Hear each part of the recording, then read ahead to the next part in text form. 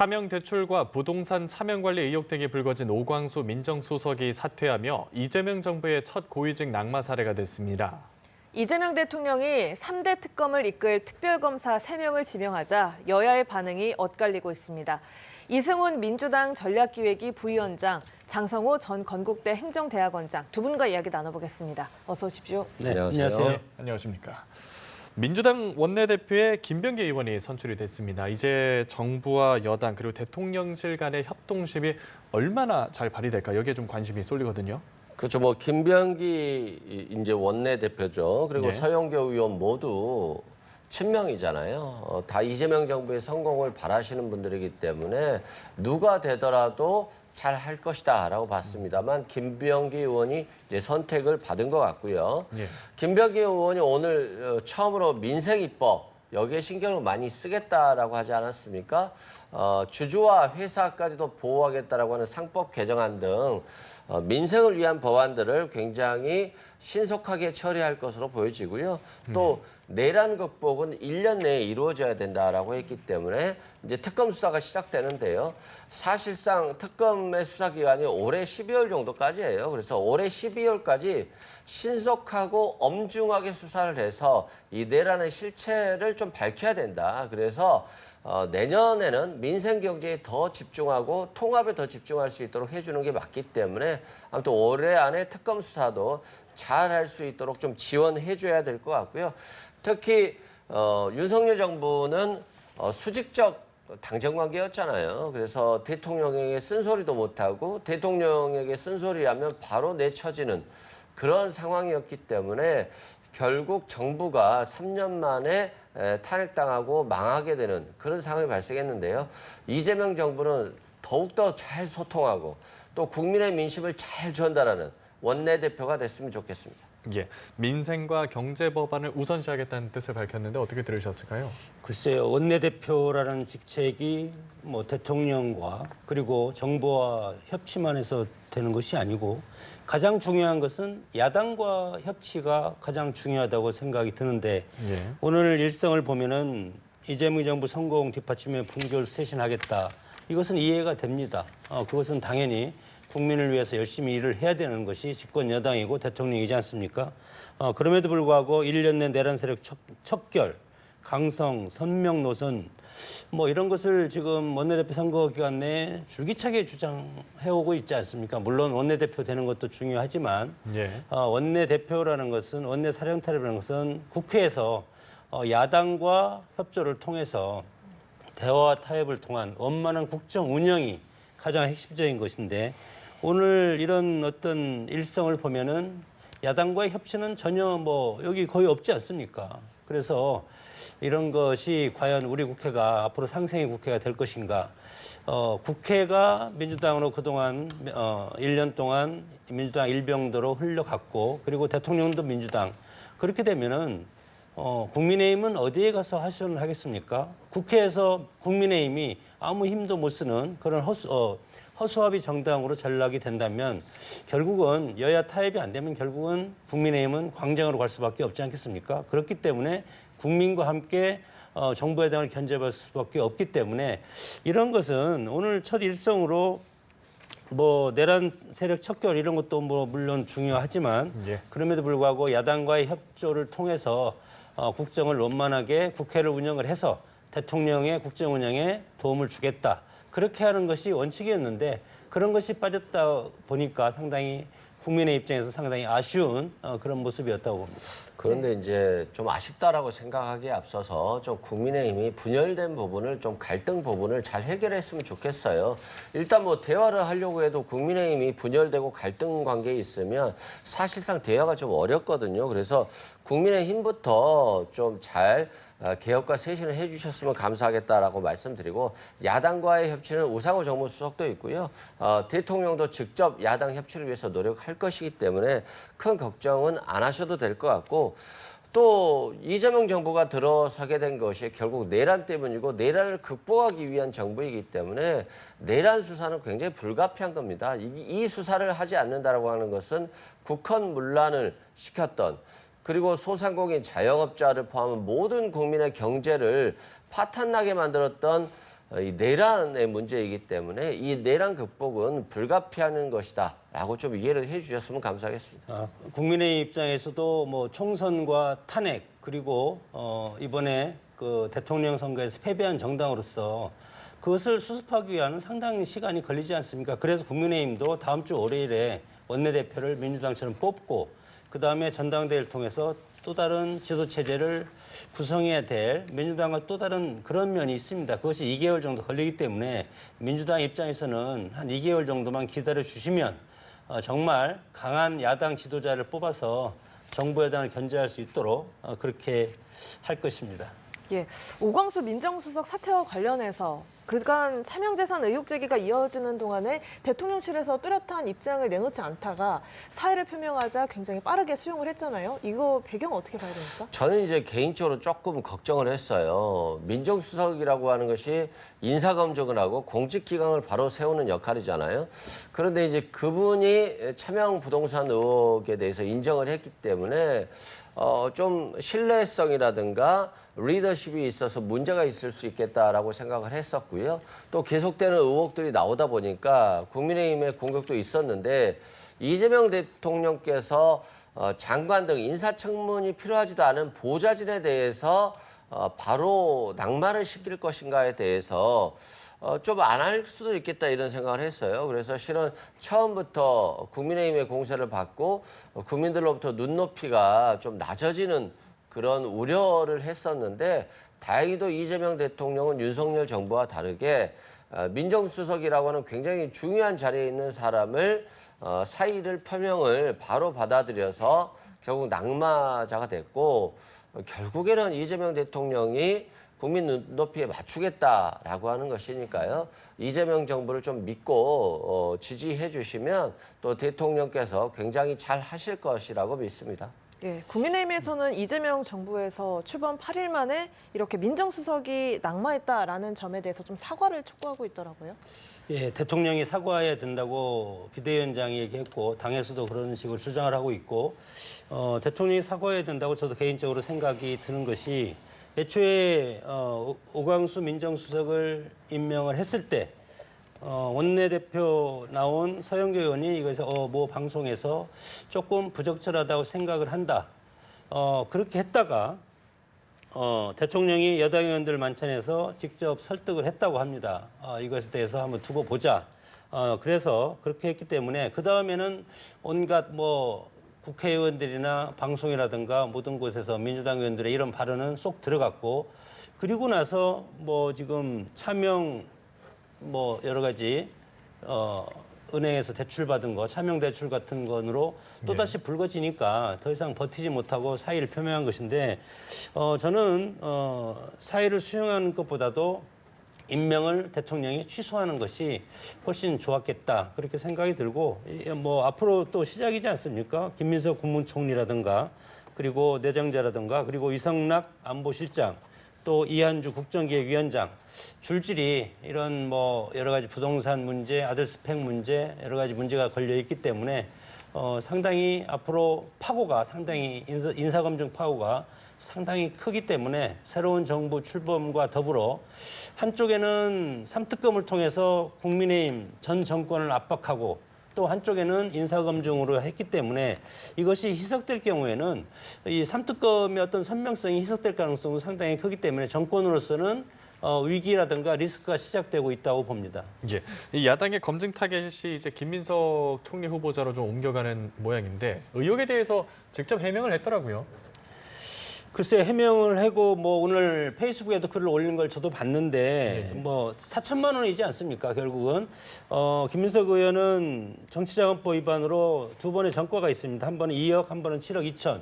근데 7억 2천 경우 7억 2천 정도는 7억 2천만 원은 이것은 지난 총선 전에 이것에 대해서 다 변제를 한 것으로 보고 여기에서 4천만 원에 대해서 변제가 안 됐다고 보는 것이 7억 2천 중에서 정치자금 준 사람 중에 한 모형인 강모 씨가 이것을 준 것인데 오늘 페이스북에서 올린 글도 보면은 언제 갚았다는 정확한 얘기가 없습니다. 그래서 이것을 이제 야당이라든가 그리고 청문회에서 이 문제에 대해서 상당히 집중적으로 그래서 변제 시점 그리고 변제 그 채무에 대한 이자 납부 그런 거에 대해서 입증할 만한 자료를 내놓아야만이 이것에 대해서 일단 요 문제에 대해서는 예. 그리고 또 뭐 여러 가지 아파 찬스 문제도 있고 여러 가지가 있지 않습니까? 그래서 요 문제에 대해서는 오늘 페이스북에 올린 걸로 봐서는 채무 변제 시점이라든가 입증 자료 그런 것을 제시해야 된다고 봅니다. 아직은 검증 받아야 할 게 조금 더 있는 모양입니다. 뭐 국무총리고 인사검증이 있어야 되니까 앞으로 많이 있겠죠. 아마 김민석 후보자가 잘 할 거라고 보고요. 이 김민석 후보자 같은 경우는 과거 굉장히 유망한 정치인이었었는데 노무현 정몽준 단일화 과정에 있어서 정몽준 전 의원에게 손을 내밀면서 좀 시련을 많이 겪었죠. 그래서 야인 생활로 십수년을 했고요. 그 과정에서 저는 굉장히 고통도 많이 겪었고 또 많은 내공도 쌓였던 것 같습니다. 이번에 내란 진압 과정에 있어서도 굉장히 혁혁한 공을 올렸고 또 내란이라고 하는 정보를 판단하는 능력 또 그리고 그 국정을 운영하는 것과 관련해서도 실력들을 굉장히 많이 보여줬거든요. 그래서 이재명 대통령이 인정을 한 부분이고요. 또 과거에 어떤 벌금을 문다거나 추징금을 물었을 때 대다수가 정치를 포기하거나 세금을 안 내는 방향으로 많이 가요. 근데 지금 후보자 같은 경우는 굉장히 오랜 기간에 걸쳐서 세금, 추징금 다 모두 납부를 한 겁니다. 그래서 지금 현재 자산 상태가 보니까 한 2억 정도밖에 안 되더라고요. 그 부부까지 포함해서 2억이기 때문에 세비를 받아서 거의 다 또 이런 세금이라든가 채무 등을 변제해 왔던 것으로 보여지고요. 그래서 뭐 왜 이제까지 변제를 안 했었냐라고 했을 때 충분히 그럴 만한 사유가 있었다라고 생각되고 또 대출을 받아서 다 갚았다라고 하는 것이기 때문에 뭐 거의 재산이 없을 정도로 그래도 청빈하게 좀 살았지 않나 싶고요. 또 뭐 입시에 활용하지 않았나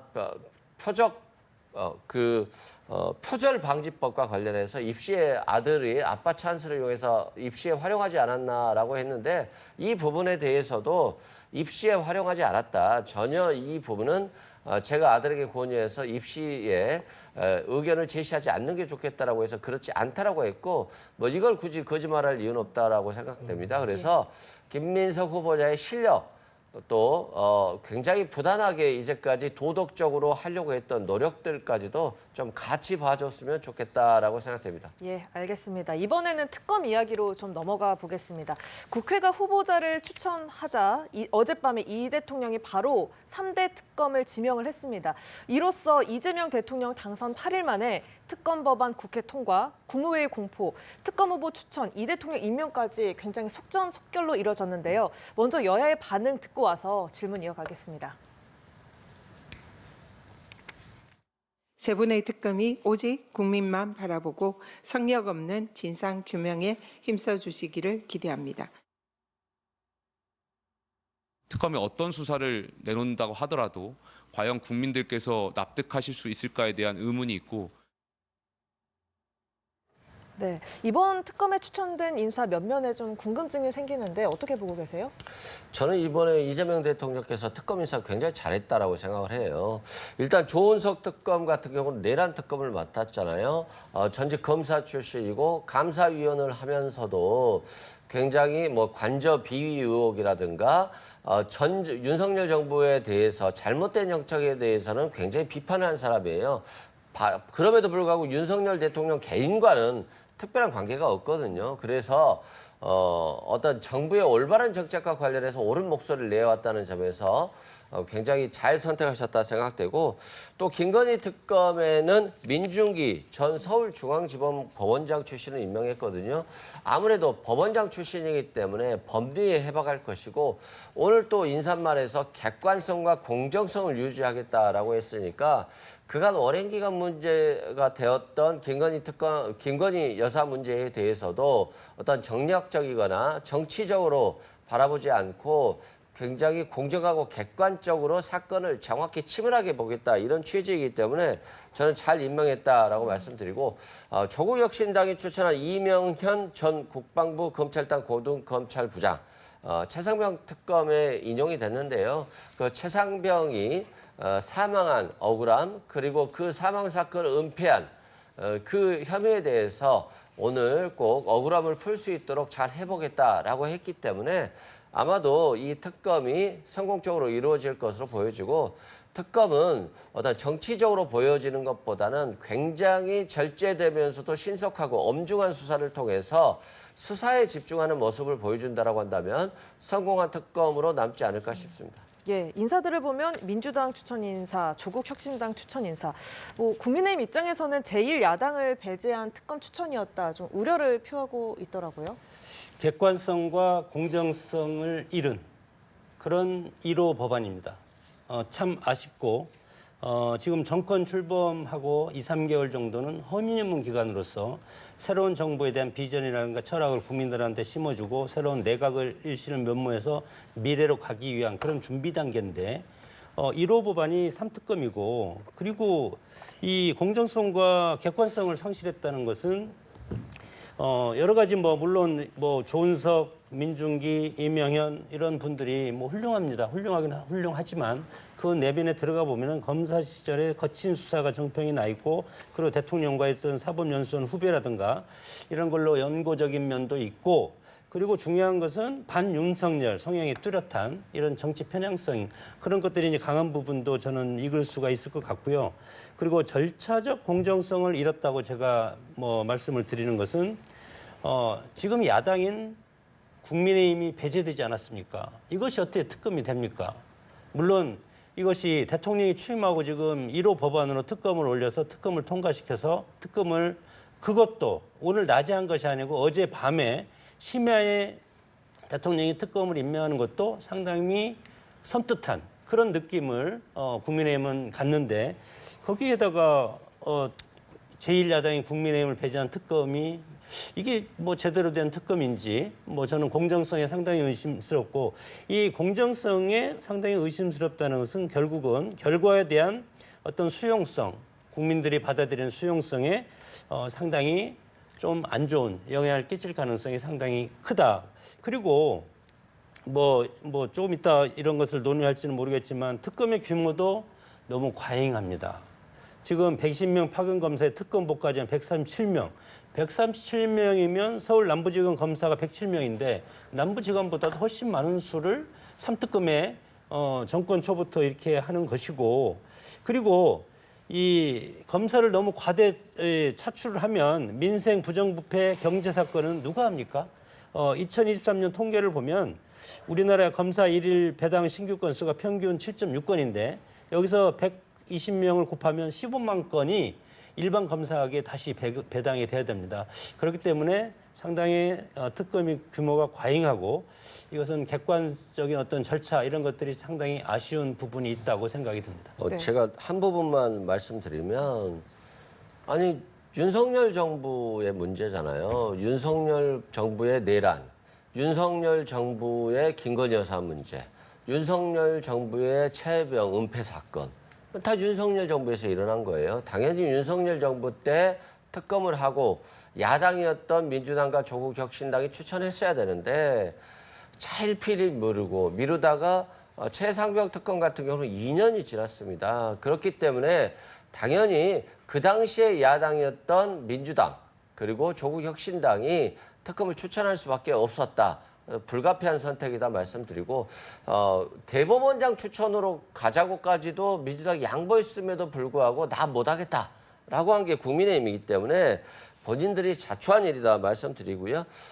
국민의힘은 본인들이 자초한 문제에 대해서 사과나 반성이 좀 먼저이지 않을까 싶습니다. 아직도 내란에 대해서 찬성하는 사람, 반대하는 사람, 우후죽순 이렇게 의견이 부풀려져 있는데요. 이것들을 먼저 정리하는 것이 국민의힘이 국민들께 대하는 올바른 자세다라고 말씀드립니다. 예, 알겠습니다.